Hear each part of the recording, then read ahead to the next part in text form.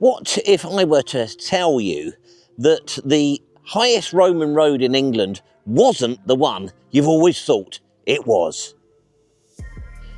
Well, that's what those esteemed fellows at the Roman Roads Research Association have been saying for a few years now about High Street in the Lake District. Now, that has been considered to be a Roman road for centuries, appearing on Ordnance Survey maps as such. It rises to a height of 2,700 feet above sea level in old money.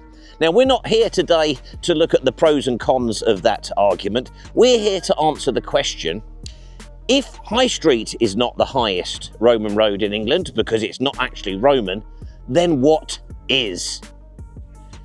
In a typical first for WC21 UK Productions Limited, we're going to take you up to the highest Roman road in England if it isn't High Street in the Lake District. We don't want to get into that whole argument.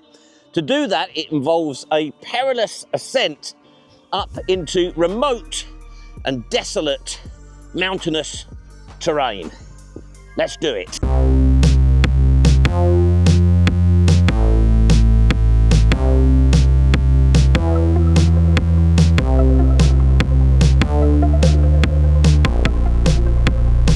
We're setting off, when I say we're, I'm setting off from the village of Kirkland, which is in Cumbria.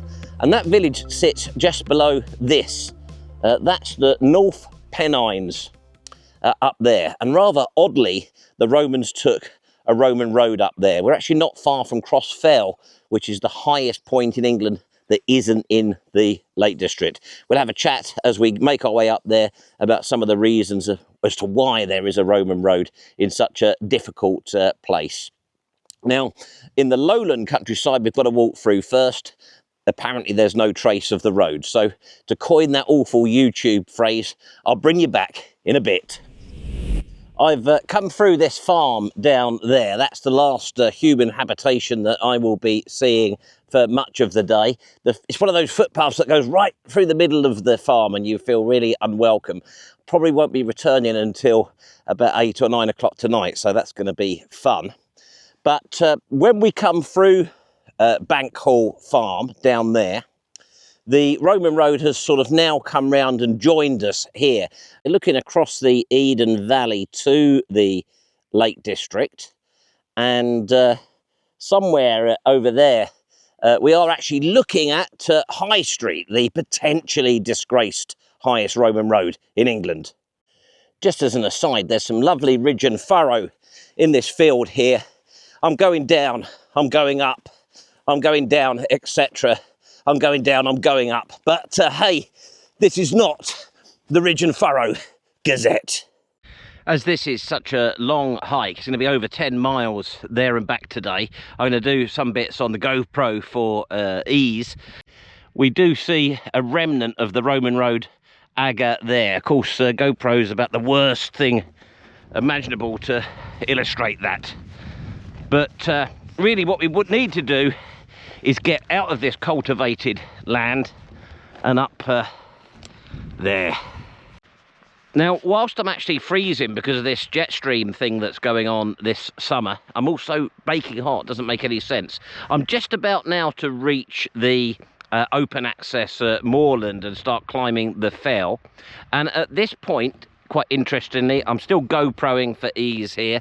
We've got this cutting here. So we're now going down the cutting that the Romans probably made to bring the road down here to Beck. Always nice for a Roman road enthusiast when you find some Roman engineering still visible in the landscape and indeed still being used. I think that might be the remains of the Roman road as it approaches and crosses Beck. Nowadays we have to cross by this not very health and safety conscious bridge. M84 runs from Low Boroughbridge Fort down near T-Bay up to the wall near Magna. This section is from Kirkland to the summit of Melmerby Fell, which at 2,200 feet above sea level is the highest Roman road in England if High Street has been debunked. And if you love derelict Roman roads, you are going to squeal when you see what it looks like on the top here. Now I want to provide a bit of a guide for others to follow. It's time to get out in the field and get off those devices. The path is quite clear after Ardell Beck. You're on the Roman road here. But when you get to this groove, you need to go up there, not over there. You are heading up to a deep groove beyond this. It's time to get into the groove, guys. But I have been pleased with how much of the Roman road I've been able to pick up this low down. From the research I did, I wasn't quite expecting that. I understand we're going to see more as we get higher up. Now, interestingly, I'm not too sure whether this bit we're in is the Roman road with a bank, where it's eroded down, or whether the bank is even the remains of the agger. I'm not too sure about that, but I'm confident that we're actually on the Roman road.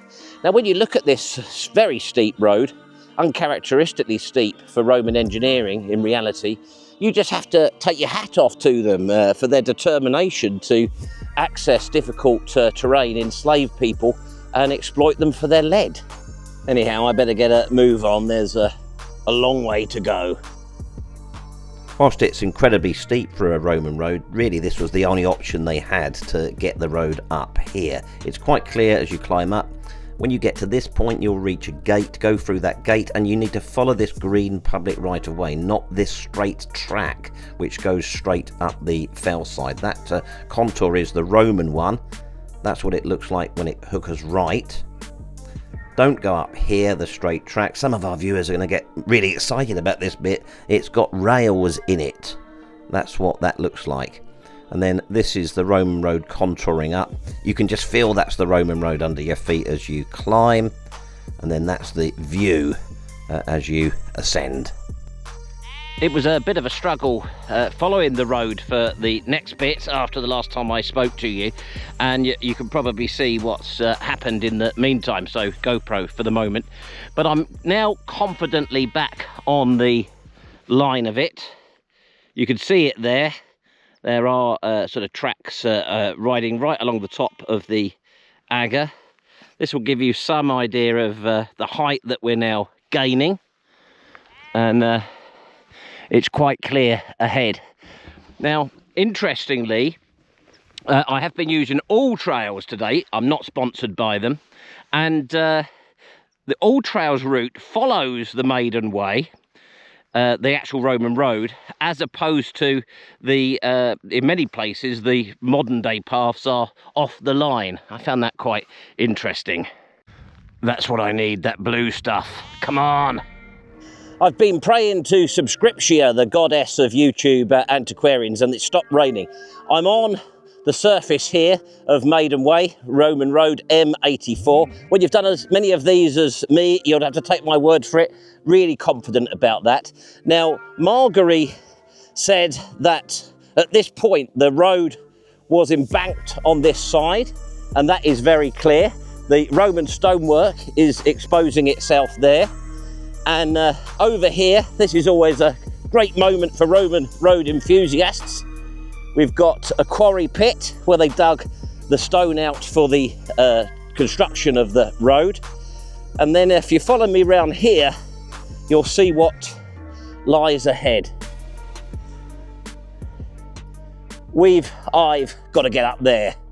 And just as I finished filming that, the heavens have opened again. If we look down here, we've got our first appearance of some curbstones. That makes it all worthwhile for me. Here, I'll take a look at this as I struggle on through the rain.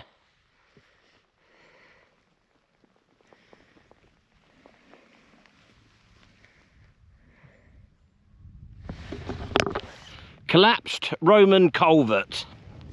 Ace. Remnants of the Roman road surface revealing themselves.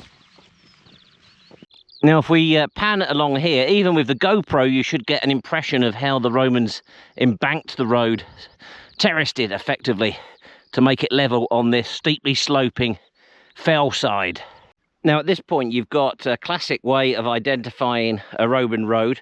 The wall, if you look carefully at the B-roll here, you can see the dry stone wall is sort of raising as it goes over the agger of the Roman road.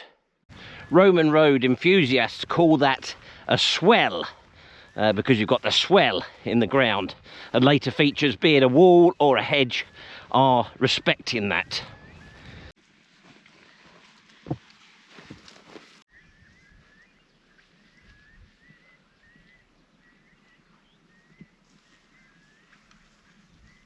Fortunately, because you wouldn't have enjoyed seeing it, the camera wasn't rolling, and I just opened a gate, it collapsed, and the throughway was completely flooded, and I've now got one wet boot. Oh, the perils of the amateur YouTube antiquarian. Very clear at this point how the Romans built that terraced embankment to level the road, with both the stones exposed, and we can see the boulder field that they used as a supply source. Sorry about the puffing and panting, this is incredibly steep. Now I just wanted to clarify that we are not Romanists on this channel. We are not making these videos to heap uncritical praise upon the Romans for their engineering achievements. They didn't build this road in this difficult terrain for the benefit of the indigenous people. They did it because they wanted the lead, and that has now been proven. There have been lead deposit finds at various points along this road. Brutham, just off of it near Kirby Thor, and Epiacum, the lozenge-shaped fort, the Roman lozenge-shaped fort that we visited. That fort was constructed to protect this road and control the local population, to get them and slaves digging up lead for them, as is the way with all conquerors. The fact that the local population may have had some benefits out of all of this was a purely coincidental byproduct and a means of controlling them. Sorry about all this GoPro, but it is, despite the weather forecast saying it wouldn't happen, it is raining. But here we're now on the, we're past the enclosure walls. We're really on the open, wild terrain as we approach the summit of Melmerby Fell. And you can see here where this sort of quarry, later quarrying has taken place. It's exposed the extent of the Roman construction to make that road surface level. Roman road surviving quite clearly there on the open fell side. This is really great now as we're approaching the summit of Melmerby Fell, and here we can see M84. Quite a lot of its, I don't think that's its surface stones, I would say that's the sort of core of the road, but you can see it's coming up here, and then a classic mountain curve there, up there to ease the gradient. Construction visible there in the embankment, and then over here to the exposed, I guess that's the core of the road. I would imagine that it would have been flagged up here back in the day, nearly 2,000 years ago, and this road has not been used for hundreds of years, I think at 1500s at the latest, but it's still here. As ever, my plans for cinematic filming have been somewhat scuppered by the weather conditions on the way up here. But boy, was it worth all the hassle, because here we are. So this is the highest point that the Roman road M84, the Maiden Way, reaches as it crosses Melmerby Fell in the North Pennines. And if High Street in the Lake District isn't actually a Roman road, this is the highest one in England. And boy, does it reveal itself in all of its splendour here. We've seen a few interesting bits on the wobbly GoPro on the way up, but up here, it really is beautifully clear.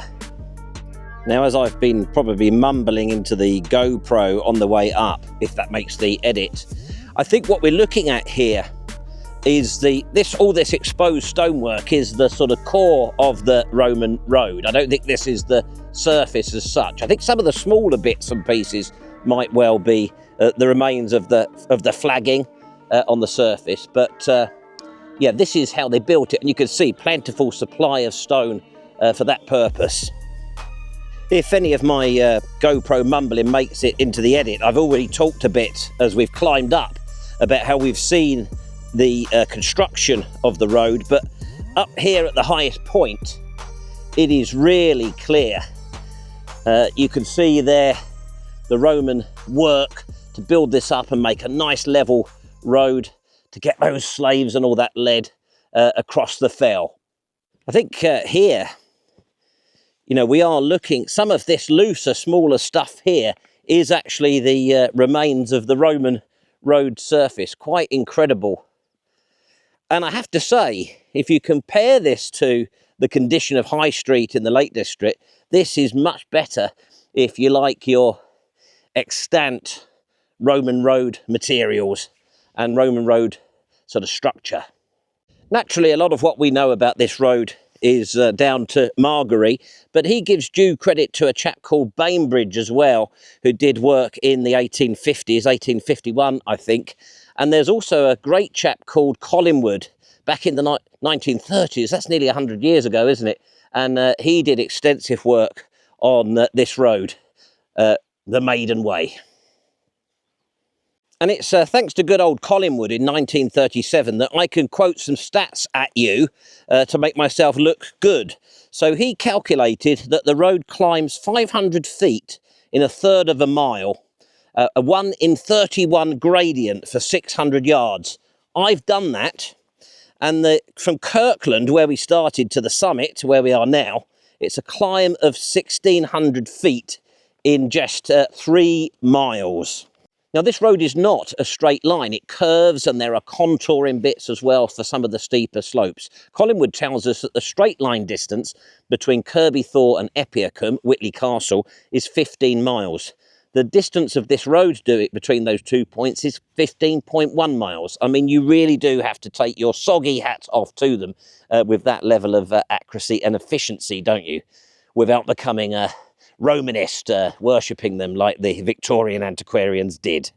These barren and desolate moors up on the North Pennines have yielded very little by way of Iron Age or Bronze Age finds over the years. It seems when the Romans came here, it was a very desolate and sparsely populated area.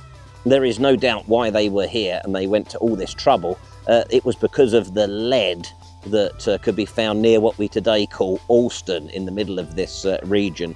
And let's not forget what Tacitus told us about why the Romans came to Britain. It was for our natural resources. It wasn't for the good of the Britons. Now, if we were to be able to follow the road off down this way, we would eventually get to that culvert that I took you to in Rare Roman Find earlier in the year. And I would like to explore that section, but it's now 5:30. It's taken me hours to get up here, so I'm going to have to save that for another video and another day. Whether it's the highest Roman road in England or the second highest Roman road in England, I think it's absolutely fantastic. And hopefully this video, this entry into our new playlist, the Roman Road Appendices, has provided encouragement and succour to all of you Roman road enthusiasts out there. I'd highly recommend it. The weather's always going to be lousy. It's always going to be tough. But boy, visiting a stretch of Roman road this well preserved in England is something else. That is a honey sandwich. That is a cup of coffee. That is a buy me a coffee. That is a like and subscribe. This is the end of the video. I'll see you next week.